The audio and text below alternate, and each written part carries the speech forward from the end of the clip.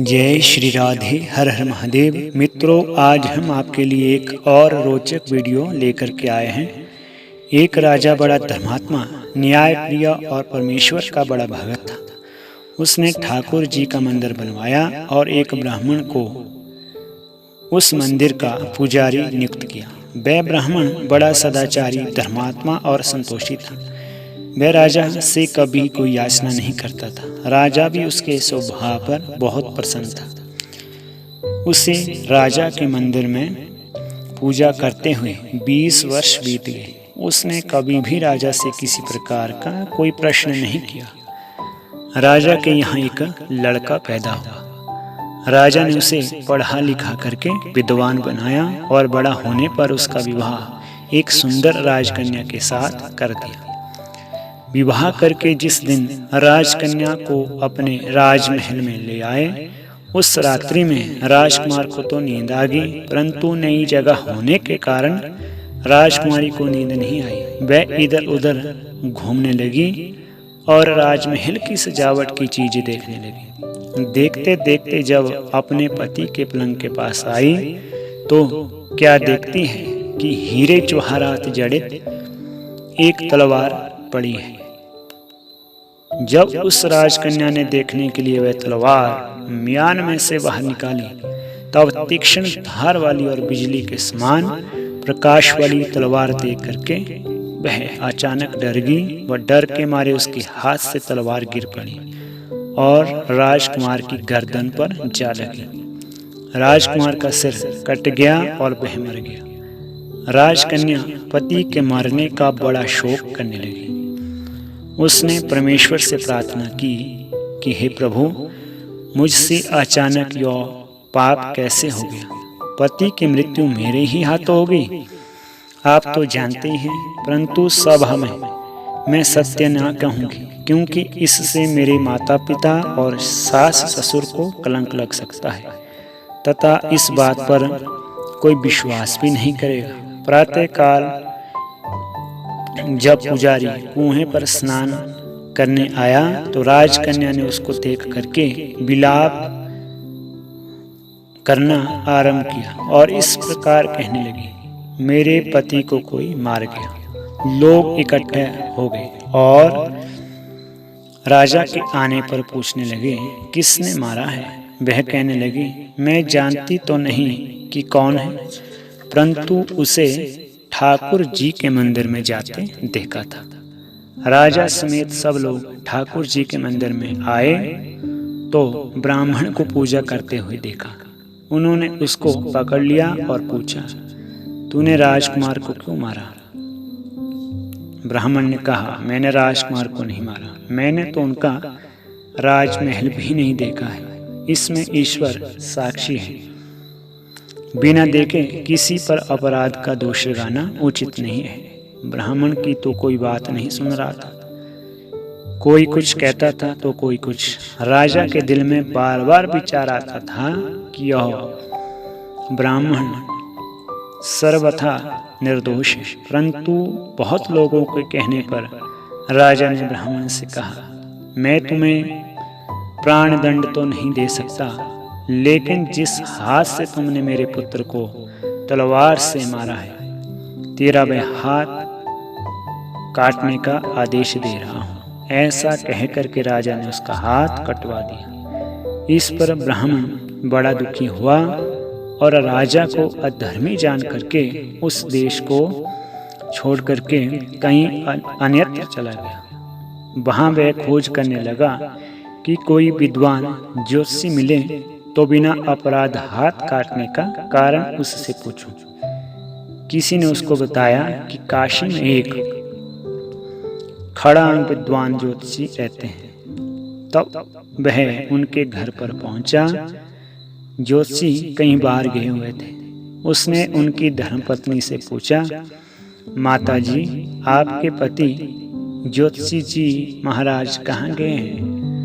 तब उस स्त्री ने अपने मुख से अयोग्य, असह्य दुर्वचन कहे, जिनको सुनकर के वह ब्राह्मण हैरान हुआ और मन ही मन कहने लगा कि मैं तो अपना हाथ काटने का कारण पूछने आया था, परंतु अब इनका ही हाल पहले पूछूंगा।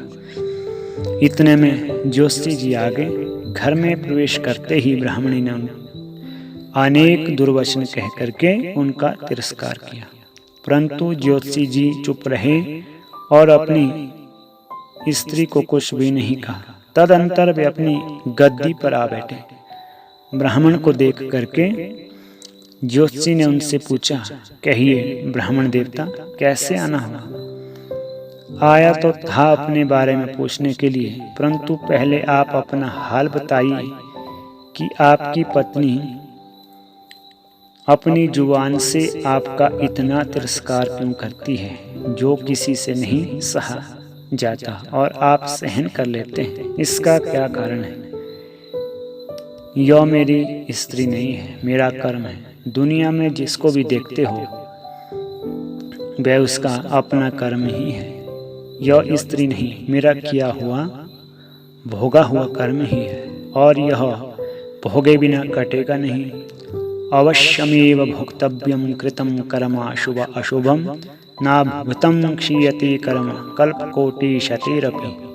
अपना किया हुआ जो कुछ शुभ अशुभ कर्म है वे अवश्य ही भोगना पड़ता है। बिना भोगे तो सैकड़ों करोड़ों कल्पों के बीत जाने पर भी कर्म नहीं टल सकता। इसलिए मैं अपने कर्म खुशी से भोग रहा हूँ और अपनी स्त्री की ताड़ना भी नहीं करता, ताकि आगे इस कर्म का फल न भोगना पड़े। महाराज, आपने ऐसा क्या कर्म किया था? सुनिए, पूर्व जन्म में मैं कौवा था और मेरी स्त्री गद्दी थी। इसकी पीठ पर फोड़ा था। फोड़े की पीड़ा से यह बड़ी दुखी थी और कमजोर भी हो गई थी। मेरा स्वभाव बड़ा दुष्ट था, इसलिए मैं इसके फोड़े में चोंच मार करके इसे ज्यादा दुखी करता रहता था।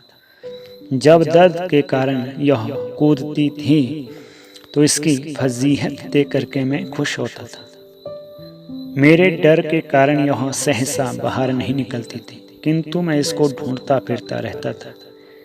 यह जहाँ मिले वहीं इसे चोंच मार करके पीड़ित करता था। आखिर मेरे द्वारा बहुत सताए जाने पर त्रस्त होकर के यह गांव से 10-12 मील दूर जंगल में चले गई। वहां गंगा जी के किनारे घने वन में हरा भरा घास खा करके और मेरी चोटों से बच करके सुखपूर्वक रहने लगी। लेकिन मैं इसके बिना नहीं रह सकता था। इसको ढूंढते ढूंढते मैं उसी वन में जा पहुंचा और वहां इसे देखते ही मैंने इसकी पीठ पर जोर जोर से चोंच मारी तो मेरी चोंच इसकी हड्डी में चुभ गई और फंस गई। इस पर इसके अनेक प्रयत्न हुए कि चोंच को अपने से अलग कर दूं, फिर भी चोंच ना छूटी। मैंने भी चोंच निकालने का बड़ा बाहरी प्रयत्न किया, मगर चोंच ना छुड़ा सका। पानी के भय से यह दुष्ट मुझे छोड़ेगा, ऐसा सोच करके यह गंगा जी में प्रवेश करेगी, परंतु वहां भी मैं अपनी चोंच निकाल ना पाया। आखिर यह बड़े प्रवाह में प्रवेश करेगी। गंगा जी का प्रवाह तेज होने के कारण हम दोनों गंगा जी में बह गए और बीच में ही मर गए। तब गंगा जी के प्रभाव से यह तो ब्राह्मणी बनी और मैं बड़ा भारी ज्योतिषी बना। अब वह मेरी स्त्री हुई, जो मेरे मरण पर्यंत अपने मुख से गाली निकाल करके मुझे दुख देगी और मैं भी अपने पूर्व कर्मों का फल समझ करके सहन करता रहूंगा। इसमें दोष नहीं मानूंगा, क्योंकि यह किए हुए कर्मों का ही फल है। इसलिए मैं शांत रहता हूँ। ब्राह्मण ने अपना सब समाचार सुनाया और पूछा कि अब आप कहो। अधर्मी पापी राजा ने मुझे निरपराध का हाथ क्यों कटवाया? ज्योतिषी कहते हैं, राजा ने आपका हाथ नहीं कटवाया, आपके कर्म ने ही आपका हाथ कटवाया है। किस प्रकार? पूर्व जन्म में आप एक तपस्वी थे और राजकन्या गौ थी तथा राजकुमार कसाई था। वह कसाई जब गौ को मारने लगा तब गौ बेचारी जान बचा करके आपके सामने से जंगल में भागी। पीछे से कसाई आया और आपसे पूछा कि इधर कोई गाय तो नहीं है। आपने प्रण कर रखा था कि कभी भी झूठ नहीं बोलूंगा। अतः जिस तरफ गौ गई थी उस तरफ आपने हाथ से इशारा किया तो उस कसाई ने जाकर के गौ को मार डाला। गंगा के किनारे वह उसकी चमड़ी निकाल रहा था। इतने में उस जंगल में शेर आया और गौ एवं कसाई दोनों को खा करके गंगा जी के किनारे ही उनकी हड्डियां छोड़ गई। वर्षा ऋतु के दिन थे। वर्षा होने से गंगा जी का जल स्तर बढ़ गया और हड्डियां उसमें बह गई।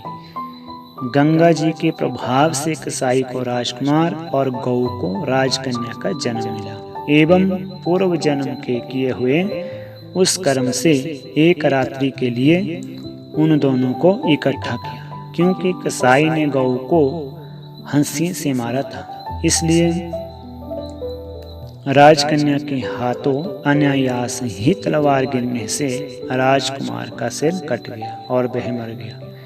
इस तरह अपना फल दे करके कर्म निवृत्त हो गया। तुमने जो हाथ का इशारा रूप कर्म किया था, उस पाप कर्म से ही तुम्हारा हाथ कट गया है। इसमें तुम्हारा ही दोष है, किसी अन्य का नहीं। ऐसा निश्चय करके सुखपूर्वक अपने घर को लौट जाओ। जय श्री राधे। हर हर महादेव।